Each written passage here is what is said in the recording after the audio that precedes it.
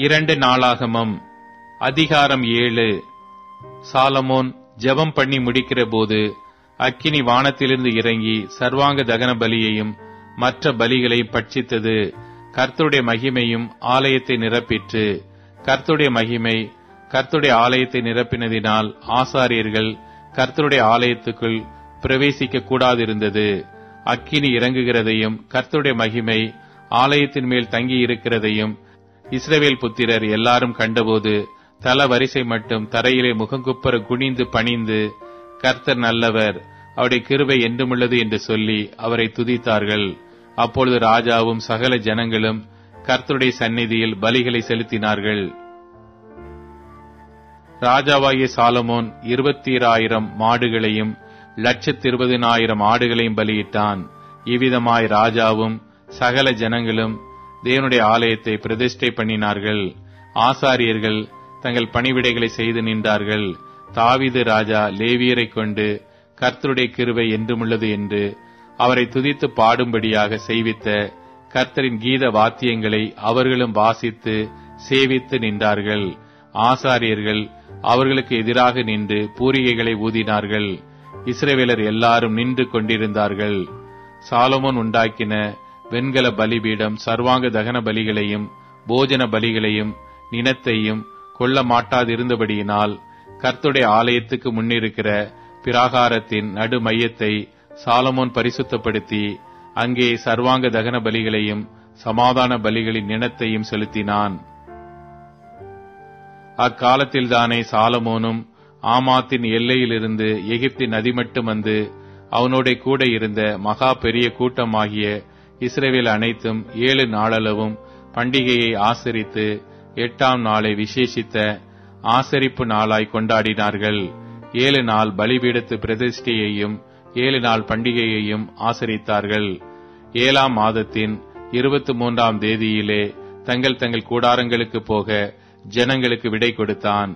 கர்த்தர் தாவீதுக்கும் சாலமோனுக்கும் தமது ஜனமாகிய இஸ்ரவேலுக்கும் செய்த நன்மைக்காக சந்தோஷமும் மன மகிழ்ச்சியுமாய் போனார்கள்.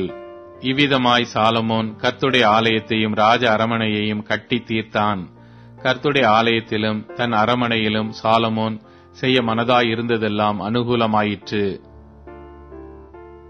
கர்த்தர் இரவிலே சாலமோனுக்கு தரிசனமாகி, நான் உன் விண்ணப்பத்தை கேட்டு இந்த ஸ்தலத்தை எனக்கு பலியிடும் ஆலயமாக தெரிந்து கொண்டேன். நான் மழை இல்லாதபடிக்கு வானத்தை அடைத்து அல்லது தேசத்தை அழிக்க வெட்டு கிளிகளுக்கு கட்டளையிட்டு அல்லது என் ஜனத்திற்குள்ளே கொள்ளை நோயை அனுப்பும்போது என் நாமம் தரிக்கப்பட்ட என் ஜனங்கள் தங்களை தாழ்த்தி ஜெபம் பண்ணி என் முகத்தை தேடி தங்கள் பொல்லாத வழிகளை விட்டு திரும்பினால் அப்பொழுது பரலோகத்தில் இருக்கிற நான் கேட்டு அவர்கள் பாவத்தை மன்னித்து அவர்கள் தேசத்துக்கு சேமத்தை கொடுப்பேன். இந்த ஸ்தலத்திலே செய்யப்படும் ஜெபத்திற்கு என் கண்கள் திறந்தவைகளும் என் செவிகள் கவனிக்கிறவைகளுமாயிருக்கும்.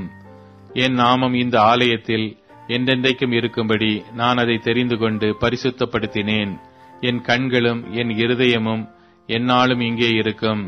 உன் தகப்பனாகிய தாவீது நடந்தது போல நீ எனக்கு முன்பாக நடந்து நான் உனக்கு கற்பித்தபடியெல்லாம் செய்து என் கட்டளைகளையும் என் நியாயங்களையும் கை கொள்வாயானால் அப்பொழுது இஸ்ரவேலை அரசாளும் புருஷன் உனக்கு இல்லாமற் போவதில்லை என்று நான் உன் தகப்பனாகிய தாவீதோடே உடன்படிக்கை பண்ணினபடியே உன் ராஜ்ய பாரத்தின் சிங்காசனத்தை நிலைக்க பண்ணுவேன்.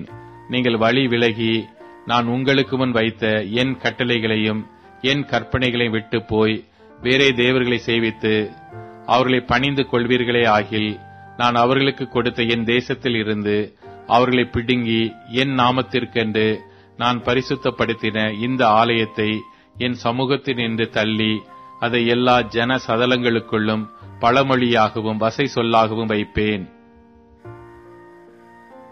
அப்பொழுது உன்னதமாயிருக்கிற இந்த ஆலயத்தை கடந்து போகிறவன் எவனும் பிரமித்து, கர்த்தர் இந்த தேசத்திற்கும் இந்த ஆலயத்திற்கும் இப்படி செய்தது என்ன என்று கேட்பான். அதற்கு அவர்கள் தங்கள் பிதாக்களை எகிப்து தேசத்திலிருந்து புறப்பட பண்ணின தங்கள் தேவனாகிய கர்த்தரை விட்டு வேறே தேவர்களை பற்றி கொண்டு அவைகளை நமஸ்கரித்து சேவித்தபடியினால் கர்த்தர் இந்த தீங்கை எல்லாம் அவர்கள் மேல் வரப்பண்ணினார் என்று சொல்லுவார்கள் என்றார்.